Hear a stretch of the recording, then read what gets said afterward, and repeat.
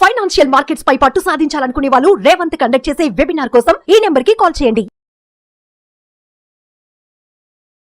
నమస్తే, welcome to Suman TV. నేను విష్ణు. ప్రస్తుతంతో పాటు certified financial planner Ram Prasad గారు ఉన్నారు. వారితో మాట్లాడదాం.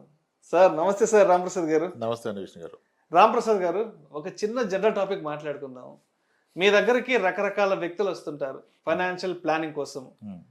ఈ వ్యక్తుల్లో కొంతమంది మన ఇండియాలో ఉండేవాళ్ళు, మన తెలుగు రాష్ట్రాల్లో ఉండే కొంతమంది క్లయింట్స్ వస్తుంటారు. మరి కొంతమంది అబ్రాడ్లో సెటిల్ అయిన ఎన్ఆర్ఐలు వస్తుంటారు. అండ్ వీళ్ళల్లో కొంతమంది అంటే కొంత లోయర్ ఇన్కమ్ గ్రూప్ ఉన్న వాళ్ళు వస్తుంటారు. మరి కొంతమంది హయ్యర్ ఇన్కమ్ గ్రూప్ ఉన్న వాళ్ళు వస్తుంటారు. కాబట్టి సో మీరు కూడా మార్కెట్లో చాలా ఏళ్ళ నుంచి ఉన్నారు. మీకు చాలా పెద్ద ఎత్తున క్లయింట్ బేస్ ఉంది. కాబట్టి మీరు ఇంతమంది వ్యక్తుల్ని డీల్ చేస్తుంటారు కదా. సో వాళ్ళతో మాట్లాడేటప్పుడు అంటే వాళ్ళు చేసే కొన్ని మిస్టేక్స్ మనకు అర్థం అవుతుంటాయి. అంటే మీరు ఎప్పుడైనా ఏంట్రా బాబు మరి ఇలాంటి దారుణమైన మిస్టేక్స్ కూడా చేస్తారా, మరి ఇలాంటి చిన్న చిన్న విషయాలు కూడా వీళ్ళకి తెలియవా, వీళ్ళకి అర్థం కావా, వీళ్ళు తెలుసుకోలేరా అని మీరు ఎప్పుడైనా అసహనంగా ఫీల్ అయిన సందర్భాలు ఏమన్నా ఉన్నాయా? అంటే వాళ్ళు చేసే ఆర్థిక విషయాల పట్ల తప్పులు ఏవైతే ఉన్నాయో వాటి గురించి మాత్రమే. చాలా ఉంటాయి సార్. నిజంగా చెప్పాలంటే చాలా మంది వాళ్ళు రియలైజ్ అవుతారు మన దగ్గరకు వచ్చే ముందే. వచ్చాక సార్ మీరు దయచేసి ఇది ఎక్కడ చెప్పకండి సార్ వీడియోలో అని చెప్తున్నారు. అదొక భయం అయిపోయింది. అని నేను అప్పుడప్పుడు చెప్తూ ఉంటాను కదా. అప్పటికి నేను నిజానికి ఒక విషయం చెప్పదలుచుకున్నప్పుడు కంప్లీట్గా మార్చేస్తాను స్టోరీని. ఒకరికి ఇబ్బంది అవ్వకూడదు, అలా అని మళ్ళీ 10 మందికి ఉపయోగపడాలి. అది కదా మన ఉద్దేశం. సో మేజర్ మిస్టేక్స్ ఎక్కడ జరుగుతాయంటే చాలామంది అంటారు మీరు ఇంత సంపాదిస్తారు కదా, ఇంత సంపాదించినప్పుడు దాన్ని ఎక్కడ పెట్టాలని కూడా టైం తీయాలి కదా అంటారు. ఆలోచించాలి. అలా ఏం కాదు. యాక్చువల్లీ చాలా టైం తీస్తాడు పెట్టాను, కానీ అంత టైం చేసి రాంగ్ ఇన్వెస్ట్మెంటే పెడతారు. ఇప్పుడు అంటే ఒక ఎగ్జాంపుల్ చెప్తాను. గత 1 ఇయర్లో నేను చేసిన ఫైనాన్షియల్ ప్లానింగ్స్లో నన్ను కలిసిన వాళ్ళలో ఒక 400 మంది పైగా ఓన్లీ ఐటీ నుంచి వచ్చిన వాళ్ళు ఉంటారు. సాఫ్ట్వేర్ ఐటీ ఎంప్లాయీస్ ఉంటారు.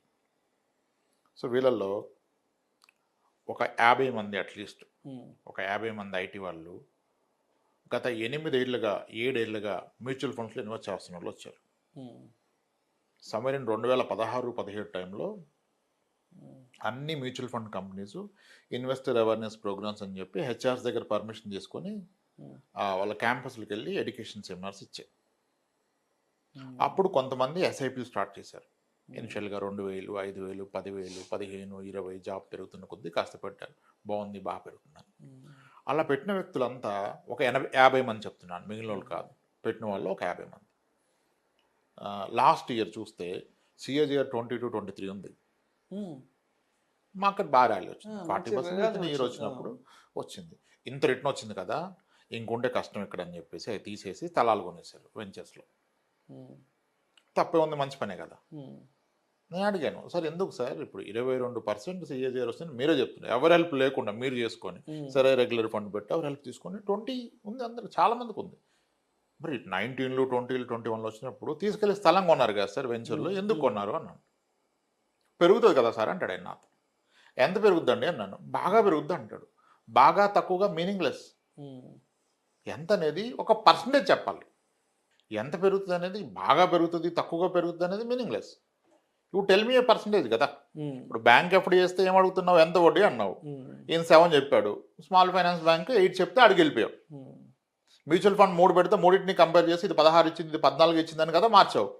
మరి నువ్వు కొన్న స్థలానికి చెప్పాలి కదా, ఎంత వస్తుంది చెప్పు అన్నాడు. డబుల్ అవుతుంది సార్ అన్నాడు.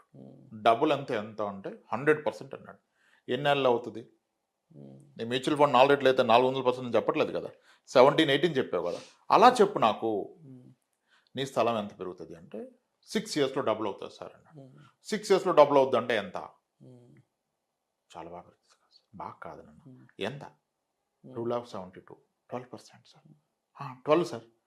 మరి 18, 19, 20లో పెరుగుతుందని చెడగొట్టేసి నువ్వు 12% వచ్చేది ఎందుకు కొన్నావు కదా. 12% వచ్చేది ఎందుకు కొన్నావు? అలా కాదు సార్. మరి ఎలా చెప్పండి సార్? స్థలం కదా సార్. అయితే ఏంటి, నువ్వు వెళ్ళి ఉంటున్నావా?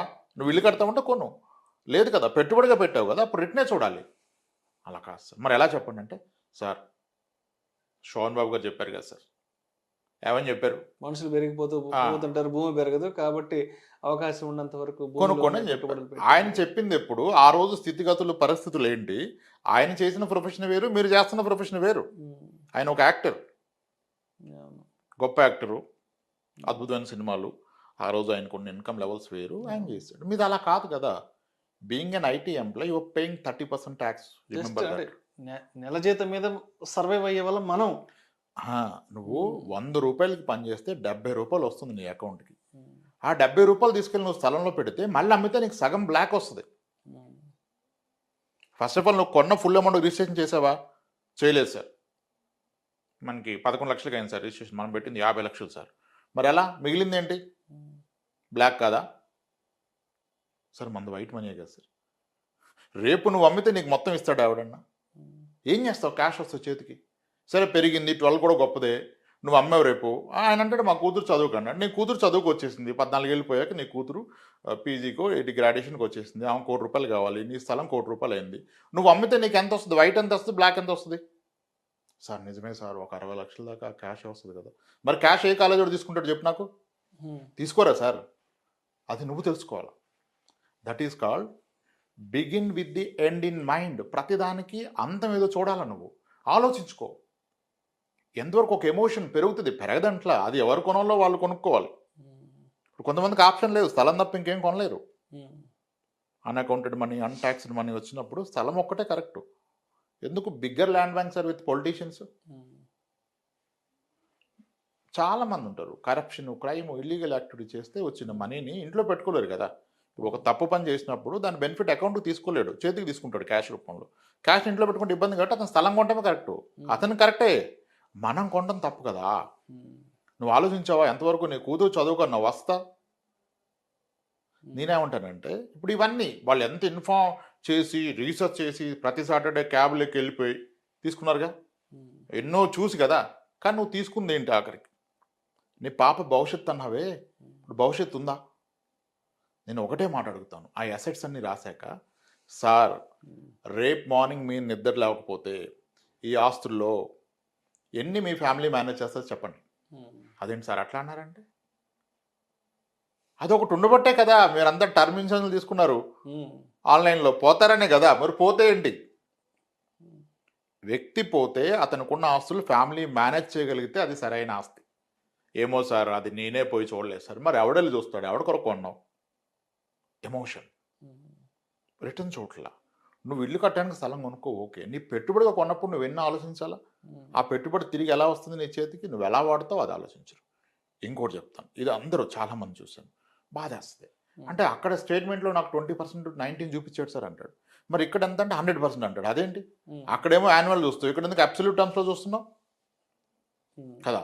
మా ఫాదర్ కొన్నాడు సార్ 1995లో 1,00,000 రూపాయలకే, ఇప్పుడు 60 లక్షలు అయింది సార్ అంటే 95 లక్ష పెడితే ఫండ్స్లో ఎంత అయింది? 3-4 కోట్లు అయింది ఒక్కో ఫండ్లో. అసలు తీయండి మీరు జస్ట్ గూగుల్లో ఏ ఇయర్ మీ ఫాదర్ మీ తాత కొన్నాడు, ఆ ఇయర్లో స్టార్ట్ అయిన మ్యూచువల్ ఫండ్స్లో worst performed, bottom performed fund తీసి అది ఎంత చూడండి. దీనికన్నా 3 రెట్లు ఉంటుంది. అది ఏ క్షణాయన వస్తుంది, వైట్ మనీ వస్తుంది. అది వదిలేసి మనం సెంటిమెంట్ మాడుతున్నాం. ఇంకో పెద్ద మిస్టేక్ నేను ఐడెంటిఫికేషన్ చెప్తున్నా కానీ, 2 employees, government employees, wife and husband వచ్చారు. చాలా క్లోజ్ రిలేటివ్స్, మ్యారేజ్ చేసుకున్నారు, బాగుంది. 3 అమ్మాయిలు, వాళ్ళకి 2 ఒకే డిపార్ట్మెంట్లో పనిచేస్తారు. చాలా స్ట్రెస్లో వచ్చారు మన దగ్గరికి, చాలా స్ట్రెస్లో. చూస్తేనే చాలా స్ట్రెస్లో ఉన్నారు అని అర్థమవుతుంది. ఫ్రస్ట్రేషన్లో ఉన్నారు, స్ట్రెస్ కూడా చాలా స్ట్రెస్, ఫ్రస్ట్రేషన్. ఏంటి సార్ ఇంత స్ట్రెస్లో ఉన్నారు మీరు అడిగి? సార్ ఆవిడే మాట్లాడుతుంది, ఆయన మాట్లాడలే. సార్ మేము ఒక తప్పు చేసాం సార్. చెప్పండి మేడం. సార్ మేము 2 years బ్యాక్ ఒక పొలం కొన్నాం సార్ 15 లక్షలకి. అది 6 నెలలకే 30 లక్షలు అయిపోయింది. డబుల్ అయిపోయింది సార్ 6 monthsలో. సో కాబట్టి మా ఆయన మళ్ళీ కొందామని ఫిక్స్ అయిపోయాడు. మళ్ళీ ఇంకో స్థలం, ఇంకో పొలం. సో వీళ్ళిద్దరూ ఒకే డిపార్ట్మెంటు, ఇద్దరిది 1 lakh శాలరీ. 3 అమ్మాయిలు ఉన్నారు కదా, బాధ్యత ఎక్కువ, ఏదో చేయాలి అని ఆశ. ఓకే, మరి ఏమైంది మేడం అంటే, అయితే మా హస్బెండ్ మళ్ళీ కొందామని పర్సనల్ లోన్స్ అతన్ని పిలిచారు సార్. మాకు ఎంత వస్తుంది ఎలిజిబిలిటీ అని కనుక్కున్నాం సార్. యాక్చువల్గా అయితే 25 లక్షలు వస్తుంది సార్ మనిషికి పర్సనల్ లోన్. 25 లక్షలు వస్తే 50,000 వరకు ఈఎంఐ పడుతుంది. మాకు వచ్చే 1,00,000 రూపాయలు 50,000 కడితే ఓకే. అయితే మా ఆయన విషయం అంతా చెప్పాక ఆయన ఏమన్నాడు, సార్ మీకు ఎందుకు అంత పెరుగుతుంది కదా, ఒక పని చేద్దాం సార్, నేను మీకు మనిషికి ₹1,00,00,000 ఇప్పిస్తానంట. ఎలా వస్తుంది ₹1,00,00,000? బ్యాంకర్ రూల్ ఏంటంటే మీకు వచ్చే మంత్లీ గ్రాస్లో 50% can be your overall EMI. ₹1,00,000 జీతం వస్తే 50,000 ఈఎంఐ అంటే 25,00,000 వస్తుంది. కానీ ఆయన ఏం చెప్పాడు, మనిషికి ₹1,00,00,000 ఇప్పిస్తున్నాడు. ఎలా ఇస్తామంటే, మీకు ఎందుకు సార్, నేను 4 బ్యాంకుల్లో చేపిస్తాను, అప్రూవ్ అయ్యాక ఒకే రోజు డిస్బర్స్మెంట్ చేస్తే వస్తుంది. That's a very wrong practice. That's crime. Crime అది, అంతే క్రైమ్. చేపించాడు. ఇద్దరికి 112 crores వచ్చింది, ట్రేడ్ అయిపోయినాయి. చేపించాడు. ఆ చేపించాను కమిషన్ వస్తే ఆయన చేపిస్తాడు, ఆయన తప్పేం లేదు. ఆయన మంచిగా ఈయన స్టోరీయే వాడుకున్నాడు. పెరిగిపోద్ది కదా సార్, ఏముంది సార్, ఒక 1 yearలో పెరిగిపోతే సగం అమ్మినా లోన్ తీరిపోద్ది, సగం మిగిలిపోద్ది అన్నాడు. మరి ఇలా కడతా అన్నాడు. ఆయన ఏం ప్లాన్ ఇచ్చాడు, సార్ ఒక పని చేయండి, 2 కోట్లు అకౌంట్లో పడ్డాక ఒక 1 year ఏమై పక్కన పెట్టేసుకోండి, టెన్షన్ లేకుండా కదా.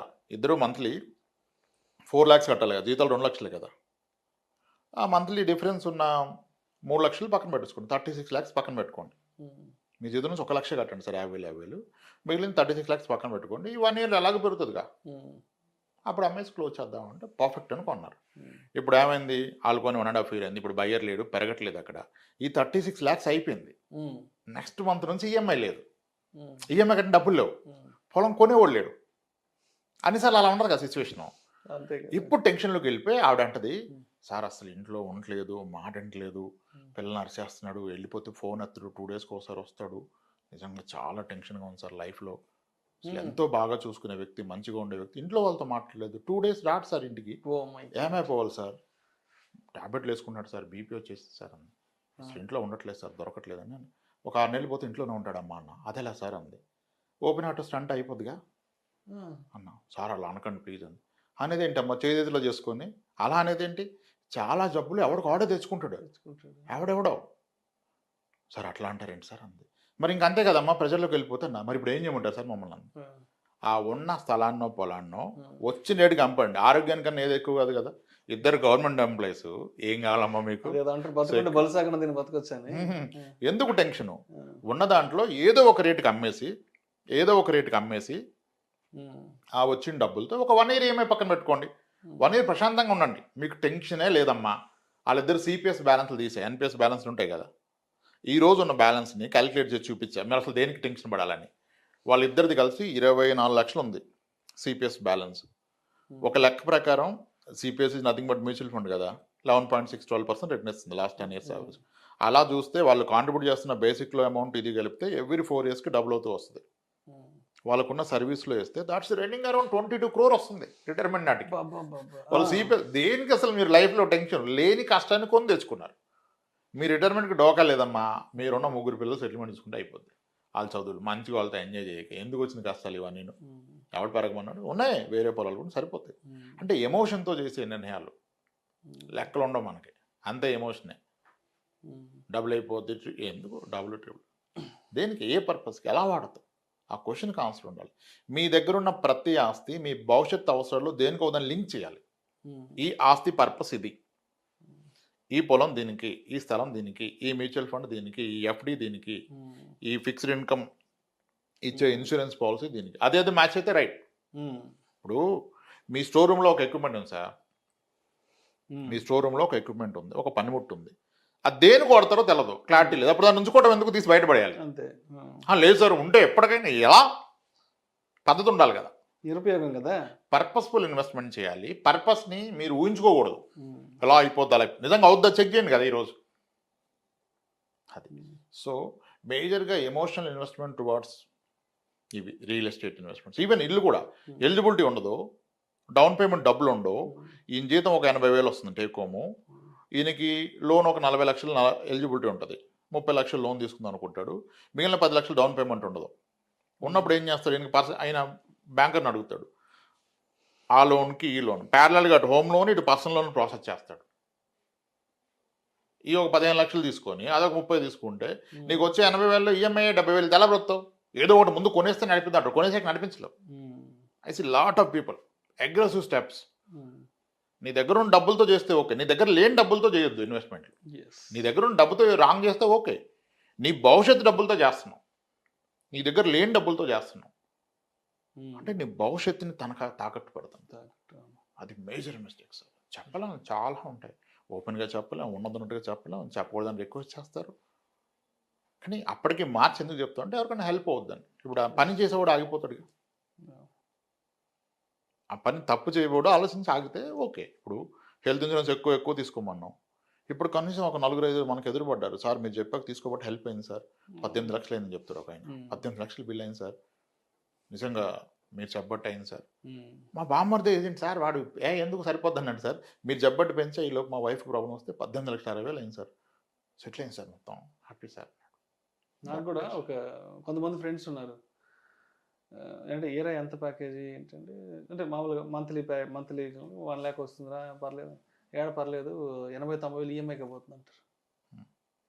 ఎందుకు ఇంకా అంత మాత్రానికి ఉద్యోగం కూడా నాకు ₹1,00,000 జీతం 80,000-90,000 ఈఎంఐలు కట్టుకుంటున్నా ఉంటారు. అది ఏంటో నాకు అర్థం కావట్లేదు. ఆ పర్పస్ ఆఫ్ ఇన్వెస్ట్మెంట్ ఏంటో, ఆ పర్పస్ ఆఫ్ జాబ్ ఏంటో నాకు అర్థం కావట్లేదు. ₹1,00,000 జీతం 80,000-90,000 ఈఎంఐ అంటున్నారు. ఏంటో సార్ నాకు అర్థం కాదు.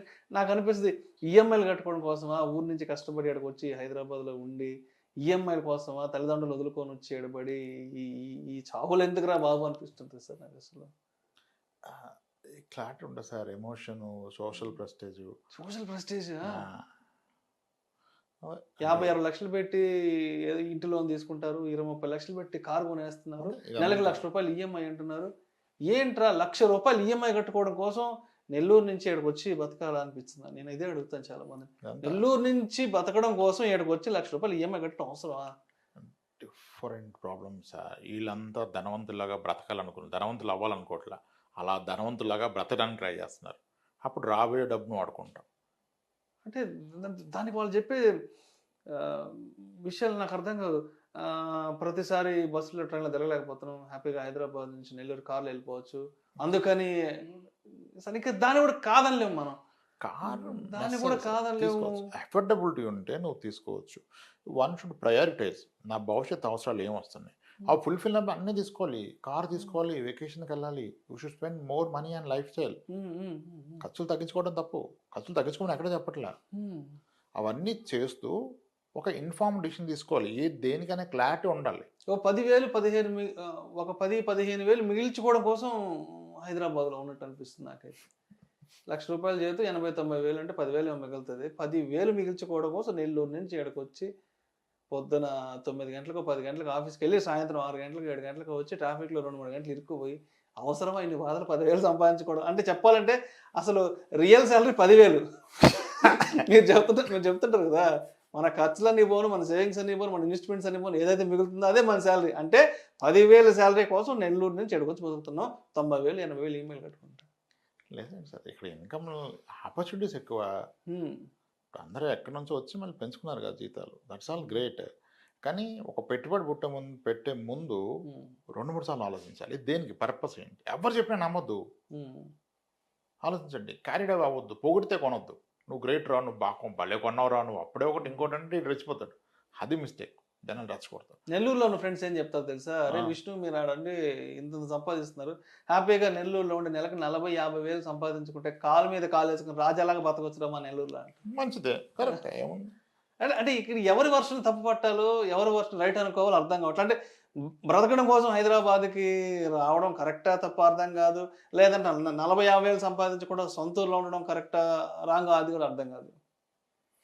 అంటే కేస్ టు కేస్ సార్, ఎలా ఉంటాయంటే కేస్ టు కేసు. ఇప్పుడు యాక్టర్స్ చేసేది తప్పులు వేరు, డాక్టర్లు చేసే తప్పులు వేరు, ఎన్ఆర్ఎస్ చేసే తప్పులు వేరు. ఒక్కొక్క సెట్కి ఒక్కొక్క రకమైన డిసీజ్ ఉంటుంది. కొన్ని ఏరియాల్లో కొన్ని జబ్బులు ఉండేటట్టుగా కొన్ని సెక్టార్ పీపుల్కి కొన్ని తప్పులు చేసేదానికి ఎక్కువ వెసులుబాటు అంటే చుట్టూరు అలా ఉంటారు కదా. ఇప్పుడు ఒక గవర్నమెంట్ డాక్టర్ స్థలంగా ఉంటే చాలా క్లియర్గా ఉంటుంది టైటిల్. ఎందుకు తెలుసా, ఈ గవర్నమెంట్ డాక్టర్లు పిహెచ్సీలు అక్కడ చేస్తారు కదా, అక్కడ ఒక పోస్ట్ మార్టం చేయాలంటే ఒక డాక్టర్ స్ట్రోక్ ఈజ్ ఫైనల్, ఒక ఎస్పీ కూడా వచ్చి వాళ్ళ ముందు రెస్పెక్ట్ఫుల్గా మాట్లాడతాడు. సో చాలా అంటే వాళ్ళకి రిలేషన్స్ ఉంటాయి. సో ఒక పొలాన్ని ఎక్కడ కూర్చొని వ్యాలిడ్ చేస్తాడు, ఒక రేటుకి తగ్గొట్టేస్తాడు. ఒక ప్రైవేట్ డాక్టర్ టైం తక్కువ ఉండటం వలన ఇతను ఎక్కువ కొంటాడు, మళ్ళీ వెళ్ళి చూసుకోడు. ఒక గవర్నమెంట్ డాక్టర్ వెళ్ళి చూస్తాడు. యాక్టర్స్ చేసే మిస్టేక్స్, యాక్టర్స్ లైఫ్ స్టైల్ బాగా పనిచేసుకుంటారు, ప్రొజెక్ట్ చేసుకోవాలని చెప్పి ఒక లిమిట్ చూసుకోవాలి. అలా మనం డిఫరెంట్ ప్రొఫైల్ చూసినప్పుడు ఒక్కొక్క ప్రొఫైల్ ఒక మిస్టేక్ చేస్తారు. డాక్టర్స్ మిస్టేక్స్ వేరు, యాక్టర్స్ మిస్టేక్స్ వేరు, మళ్ళీ డాక్టర్స్లో ప్రైవేట్ డాక్టర్స్ వేరు, గవర్నమెంట్ డాక్టర్స్ వేరు, ప్రాక్టీసింగ్ డాక్టర్స్ వేరు. అగ్రెసివ్ బిజినెస్లు సెటప్ చేసి మల్టీ స్పెషాలిటీ హాస్పిటల్స్ కట్టేసి వందలు పదుల్లో జరుగుతున్నాయి ఇన్సిడెంట్స్. మీడియాలోకి వస్తున్నాయి తక్కువ, విపరీతమైన సెస్లో వచ్చేస్తారు. రైట్. ఏం చేస్తాం? చాలా ఒక్కొక్క ఎన్ఆర్ఐ చేస్తున్న మిస్టేక్స్ వేరు, ఒక్కొక్క సెక్టర్ ఒక సెట్ ఆఫ్ మిస్టేక్స్ చేస్తారు. సో అలా అందరిది కలిపి చెప్పలేం. చెప్పలేదు. గవర్నమెంట్ ఎంప్లాయ్ చేసే మిస్టేక్స్ వేరు, కామన్ మిస్టేక్స్. గవర్నమెంట్ డాక్టర్స్ చేసేవి వేరు, ప్రైవేట్ డాక్టర్స్ చేసేది వేరు, ఎన్ఆర్ఐ చేసేది వేరు, ఐటీ వాళ్ళు చేసే మిస్టేక్స్ వేరు. సెక్టర్ వైజ్గా ఉంటాయి మిస్టేక్స్. Right. వాళ్ళు ఒకసారి మనం కూర్చొని వాళ్ళని ఎవరైనా కూర్చొని ఆలోచించుకొని ఒకసారి అన్ని వెసులు చేసుకొని పక్కన వేసుకొని తెలుసుకోవాలి. చేసుకుంటే తెలిసిపోతుంది అంటే రైట్ అని.